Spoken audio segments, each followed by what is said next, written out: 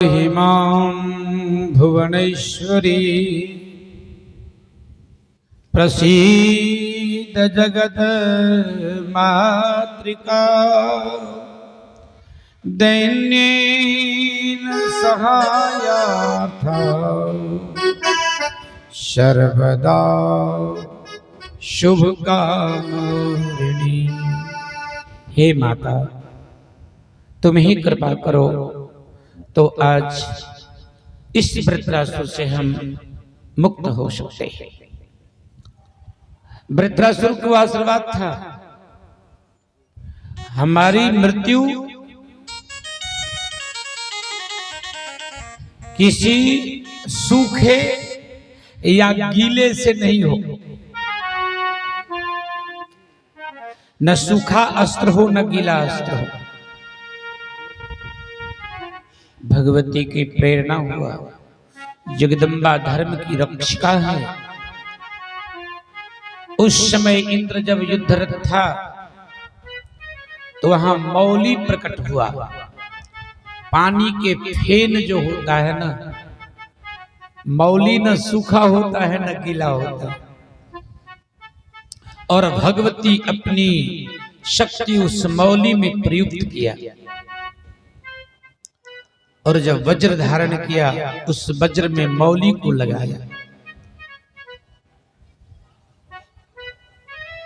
और वज्र के प्रहार होते ही महामाया भगवती के प्रेरणा से इतना शक्तिमान वो वज्र बना कि वृत्रासुर के जीवन लीला समाप्त हो जाता है। वृत्रासुर के मृत्यु से देवलोक बड़े त्राण पाया, बड़ा ही प्रसन्न हुआ। ऐसी कथा आती है, वेद व्यास जी कहते हैं कि वृत्रासुर के निधन के बाद उनके पिता उनके और दैहिक कर्म किया और आप्त होके दुखी होके शाप दिया, इंद्र तुम पदच्युत हो जाओगे। जिस पद के लिए, जिस सत्ता के लिए तू कुकर्म किया है, तुम्हारा ये सत्ता हाथ से निकल जाए। और उस त्वष्टा ऋषि के श्राप के कारण सत्ता विहीन हो गए। उस समय एक बार इस पृथ्वी के राजा, ऐसी कथा आती है, मान्यता है, जो 100 यज्ञ पूर्ण करते हैं वो इंद्र पद के अधिकारी होते हैं। कौन यज्ञ? सात्विक यज्ञ। आजकल में लोग राजसी यज्ञ करते हैं, तामसी यज्ञ करते हैं। ऐसे यज्ञ से इंद्र पद नहीं मिलेगा। सात्विक यज्ञ जिसमें केवल ईश्वर की आराधना, ईश्वर के प्राप्ति करने के उद्योग साधन हो। आज लोग राजसी तामसी यज्ञ करते हैं। ऐसे एक राजा हुए थे, महान धर्मनिष्ठ, उनका नाम है नहुक। नहुक जी महाराज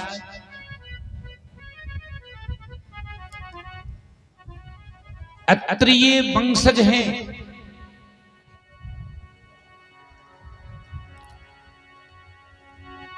महाराज आप जानते हो, अत्रि जी महाराज के एक पुत्र हुआ था जिनका नाम चंद्रमा था।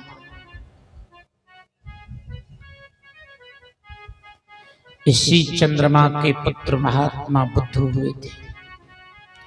बुद्ध के पुत्र पुरुरवा हुआ था और पुरुरवा के पुत्र नहुक जी महाराज। तो नहुक जी को प्रार्थना करके देवलोक ले जाया गया और इंद्र पद पर आश्रित किया। सदैह राजा बन गए।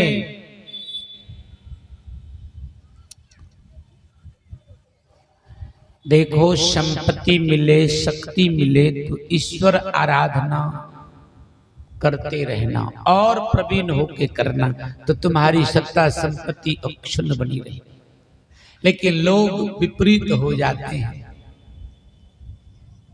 बदचलन करने लगते हैं, अधर्म मार्ग पर चलते हैं।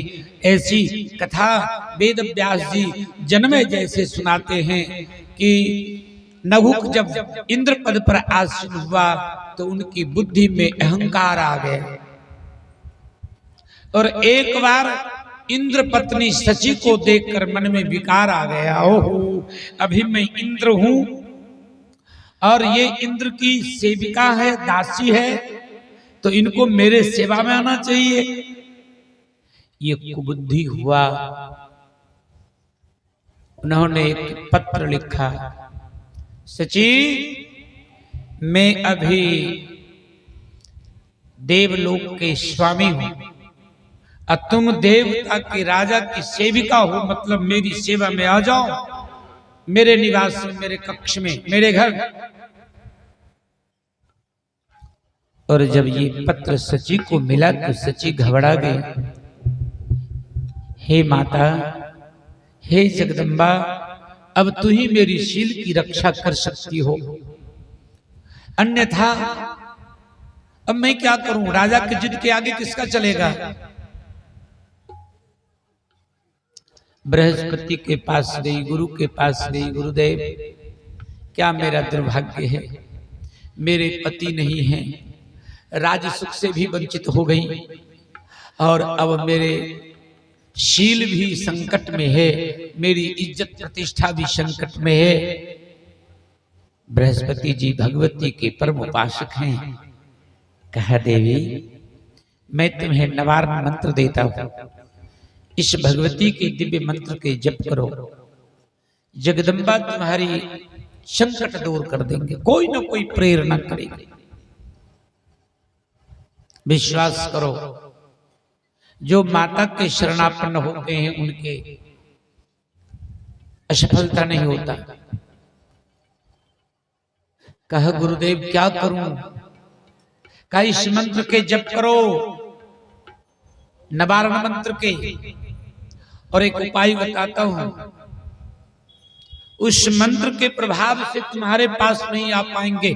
तुम पत्र लिखो कि महाराज मैं नहीं, आप ही मेरे कक्ष आओ, लेकिन एक शर्त है, भगवती के परम उपासक अगस्त जी आदि महात्माओं के कंधे पर बैठ के आओ, तब मैं आपके अनुकूल होऊंगी।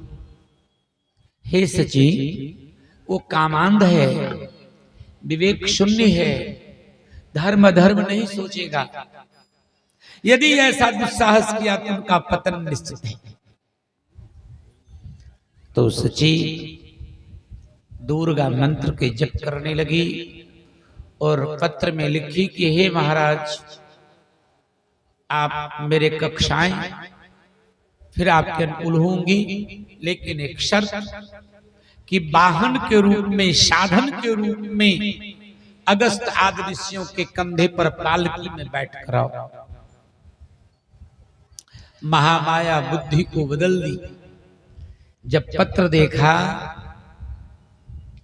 तो कामाशक्त नहुक जी विवेक शून्य हो गए और अगस्त आदि को कहा, अगस्त जी, बड़े बड़े जो ऋषि हैं, चलो मेरी पालकी उठाओ, आज हमें सची के घर जाना है।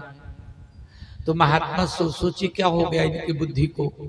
जिन संतों के लोग चरण धोते हैं, चरणामृत लेते हैं, चरण धूली मस्तक पर लगाते हैं, उनके कंधे पर बैठकर ये दुष्कर्म करने जाएंगे? कहा सोचते क्या है? चलिए, ये जगदम्बा के प्रेरणा है भगवती के। और जो ही उनके कंधे पर बैठ के चलने लगा, बड़ी मुश्किल से वो लोग चल रहे थे, और ये नहुक जी बड़े तेजी में कह रहा, सरपेती सरपेती, शीघ्र चलो, शीघ्र चलो, जल्दी चलो। अब 2-4 बार कहा तो ऋषि कुपित हो गए। कहा नीच, तुम्हें शर्म नहीं आती? बार बार सरपेती सरपेती कर रहे हो। मैं शाप देता हूं, अभी ही सर्प होके गिर जाओ। बस उस पालकी से अजगर बन के अधम योनि प्राप्त कर लिया। तो भगवती के नवारण मंत्र के जब से सची की प्रतिष्ठा अक्षुण्ण रह गया। इसलिए जो माँ के चरणों में ध्यान करता है, माँ के चरणों के वंदन करता है, उनके मंत्र जप करता है, माँ उनके सदैव सहायता करती है। इसलिए सोते जागते उठते बैठते अम्बा को कभी मत भूलना, माँ को कभी मत भूलना। माँ की कृपा जिन पर हो उस संतान को कभी कोई कष्ट नहीं होता। बोल दुर्गा मैया की जय। 2 बार भगवत नाम। आज की कथा यही विराम लेगी। हरे राम राम राम सीता राम राम राम। हरे राम राम राम सीता राम राम। हरे राम राम राम सीता राम राम राम। हरे राम राम राम सीता राम राम राम। हरे राम राम राम सीता राम राम राम। हरे राम राम राम सीता राम राम राम। हरे राम राम राम सीता राम राम राम। हरे राम राम राम सीता राम राम राम। हरे राम राम राम सीता राम राम राम।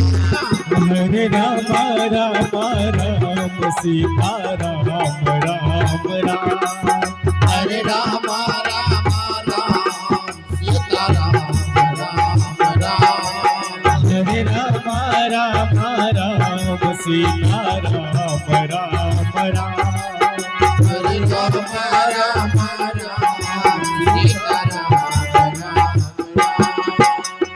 मंगल भवनय मंगल हारी मंगल भवन भवनय मंगलहारी। प्रभु सुदशरथ अजिर बिहारी प्रभु सुदशरथ अजिर बिहारी। राम नाम कलि अभिमत दाता राम नाम कलि अभिमत दाता। हित पर लित लखपति भति माता हित पर लोक लोक पितु दाता। राम राम राम राम राम।